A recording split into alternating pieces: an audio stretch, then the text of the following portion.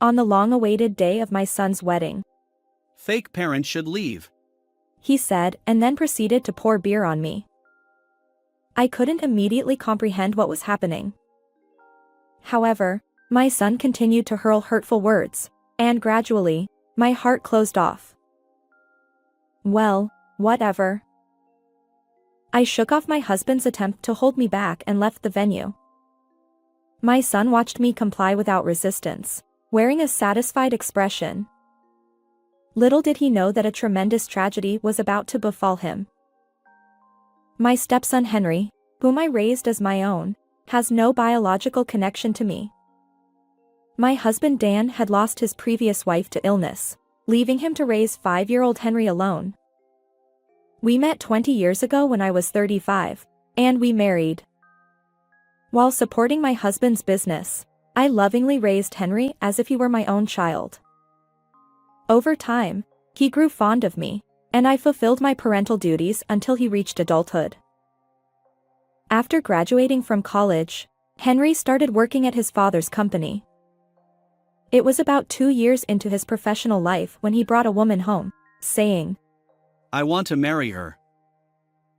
Her name was Lily, and she was lovely and charming. Both my husband and I were fully supportive of their marriage. We chatted happily, and the atmosphere was pleasant as we exchanged greetings. However, that evening, Henry sat before us with a serious expression. Actually, I need some assistance for our wedding. Financial help? Well, we were planning to give a gift, but is it not enough? We want to have a grand wedding with many friends, and we're considering an overseas honeymoon. But we don't have any savings. What? You have no savings? I've been telling you to save diligently all along.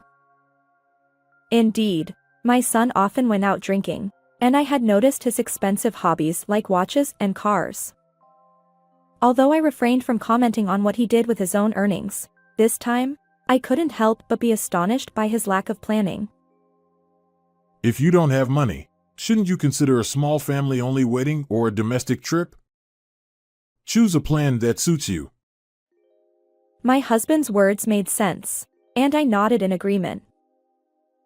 But we've already visited various wedding venues, discussed travel plans with her, and it's too late to back out now. Dad, please. Seeing my son's teary expression, I recalled the family trip Henry had thoughtfully planned for our 20th anniversary. He put so much effort into it even though he didn't have much money. Regretting that I had taken it for granted because it was a local trip, I decided to extend a helping hand. Maybe we should consider providing financial assistance? After all, marriage is a once-in-a-lifetime event. Mom. Well, if you say so. Henry, now that you're starting a family, make sure to save properly. Of course. Thanks, Dad. After my persuasion, my husband agreed to assist our son.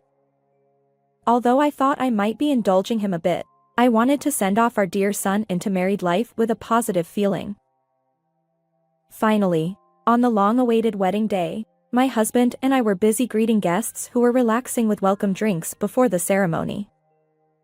We returned to the family waiting room during a brief lull, but due to the tension, I was already exhausted even before the wedding began. It turns out the groom's parents have quite a lot to do. Indeed. We can finally take a breather. As my husband and I caught our breath, our son, dressed in a tuxedo, appeared with a beer bottle in hand. His hair was neatly styled, but he seemed to have already consumed quite a bit of alcohol. His face was flushed, and his collar was loosened, exuding a cheerful vibe. What? Henry, are you already drinking? I had the staff bring it earlier. It's a special day, so we can't celebrate without a drink, right? Hey, even though you're the main character, is it okay for you to be like this now? Soothingly, my son replied. It's fine. as he handed a glass to my husband and poured beer, exchanging cheerful words. He still has those unreliable, childlike moments, but seeing him like this, he's grown up. Taller than Dan and confidently wearing his tuxedo, my son reminded me of the little boy from the past. As I watched my son and husband from a slightly distant spot with a happy heart, Henry suddenly turned his gaze toward me and approached. About to express my heartfelt congratulations once again, I began, "Congratulations, truly." But at that moment, something unbelievable happened. Smiling warmly, my son held a beer bottle above my head. Then, without warning, he turned it upside down, drenching me from the top of my head with beer. The liquid dripped down, making a splashing sound, and the scent of alcohol hung in the air. It was so sudden that both my husband and I were left stunned. After a while, I finally raised my head and looked at Henry, utterly bewildered. Now you won't be able to attend the wedding. With a smug expression, he continued. Until now, I pretended to play parent-child with you because I thought I needed a housekeeper to take care of things around me. What? Wait, a housekeeper? What are you talking about? Despite being unemployed, you ingratiated yourself with Dad, lived off his money, and called yourself a full-time housewife. But I've never considered you my mother. Caught off guard by my son's sudden change, I struggled to comprehend. I've poured genuine affection into you, believing I was your real parent. And yet. Enough. From now on, Lily will take care of things as my housekeeper. You're not needed.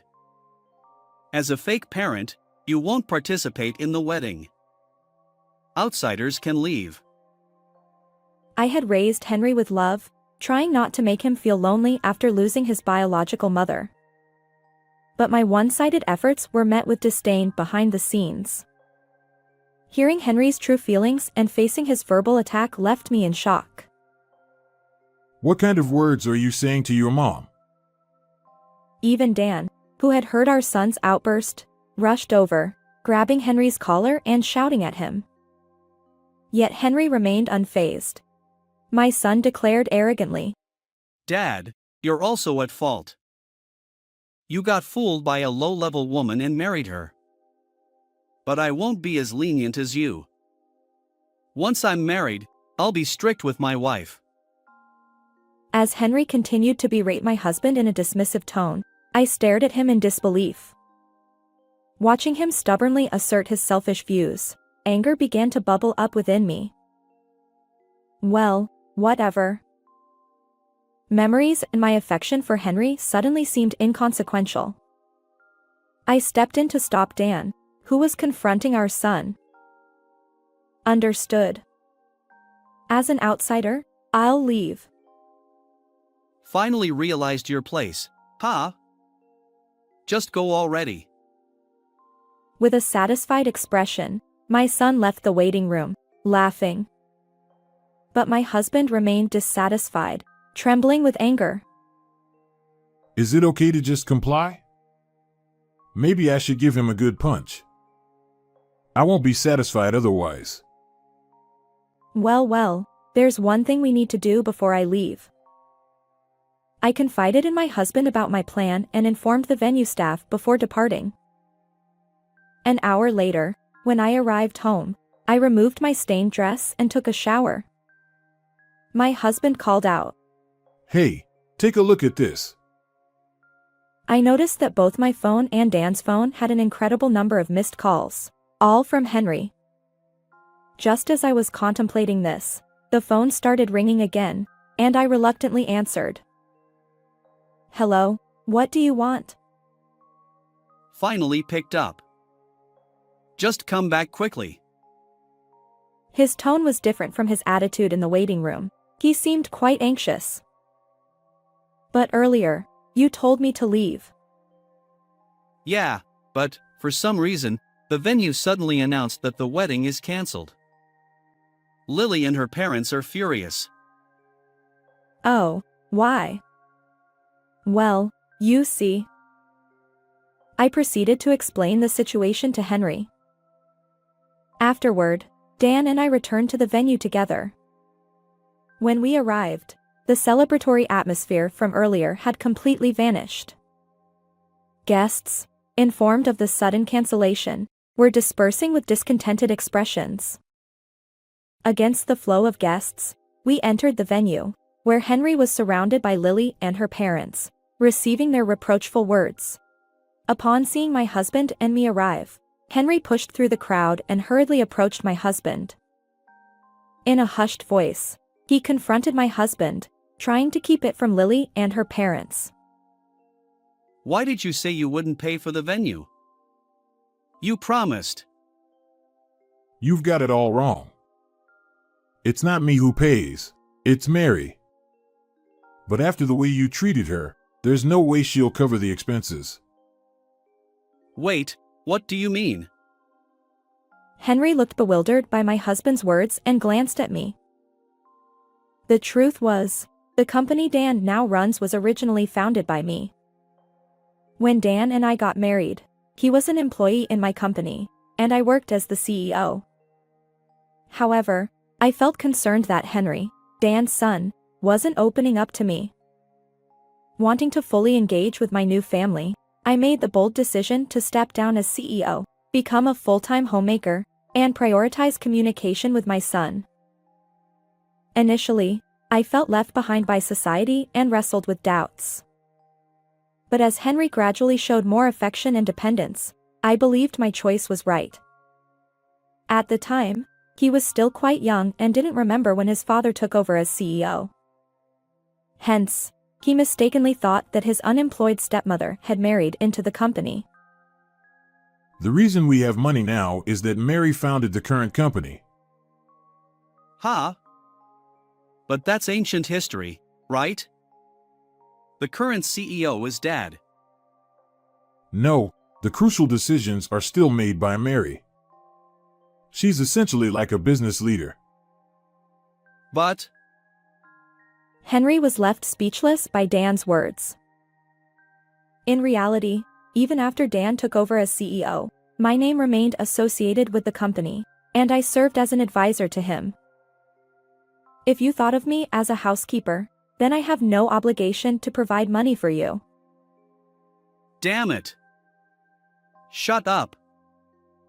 When I pushed back, Henry erupted in anger. It's unfair now. The wedding is ruined, and there are cancellation fees. We've already booked the honeymoon. You'll pay as promised. With a flushed face, Henry confronted me, but just then, Lily, having heard the shouting, approached. Hold on, what's going on? You were bragging about paying for everything yourself. Well, that's... Wait, were you planning to make your parents pay for everything? You're too old for that. How low? It seemed that despite asking us for financial assistance, our son had been trying to impress Lily by pretending to have money. By the way, you said you had no savings, and you mentioned that once you're married, Lily would be like a housekeeper taking care of things, right? Huh? We're both working, so we agreed to share household chores, didn't we? What's going on? Henry stumbled over his words, further berated by Lily. We allowed this marriage because we heard you were the future CEO. But it seems your relationship with your parents isn't great. Are you really okay? Lily's parents, who had observed the exchange, joined in, confronting our son. Well, yes, I'm perfectly fine. I never intended for our son to be the successor. Besides, I've never even discussed that with Henry. Wait, am I not going to be the next CEO? No way. The company was originally Mary's, and nowadays, not all businesses are family-run. We'll entrust it to someone more capable than you, who struggles with work. But... Henry had mistakenly assumed he would inherit the company and had been spreading this false narrative. Now, his web of lies was unraveling. Furious, Lily declared. I need to reconsider this marriage. With her parents, she left abruptly. Despite Henry's tearful pleas, Lily never looked back. I'm cutting ties with you as my son. I can't forgive how you treated Mary. And of course, you're fired from the company. Upon hearing Dan's words, Henry turned pale, trembling and sweating. He clung to me, sobbing. It's all my fault. I apologize. Mom, you won't abandon me, right? We're still family, aren't we? Family, you're saying that? It's too late for apologies. I'm just a housekeeper without any blood ties. Henry, tearful before me, no longer resembled the beloved son I once knew. I pushed him away, saying, I have no obligation to you. Alongside my husband, we left the scene. Later, Lily apparently called off the engagement with our son. All that remained for him were the cancellation fees of $12,000 for the venue and honeymoon. With no savings, Henry borrowed money to repay it and now works day labor jobs to make ends meet. Unfortunately, rumors about our son spread among the wedding guests, and he lost not only family and his fiancée but also friends. He now lives in loneliness. As for me, I had planned to return to work once our son left the nest. Now, I'm back at the company, working diligently alongside Dan. I find fulfillment in my busy yet enjoyable days as the CEO, while Dan serves as vice president. How did you find this story?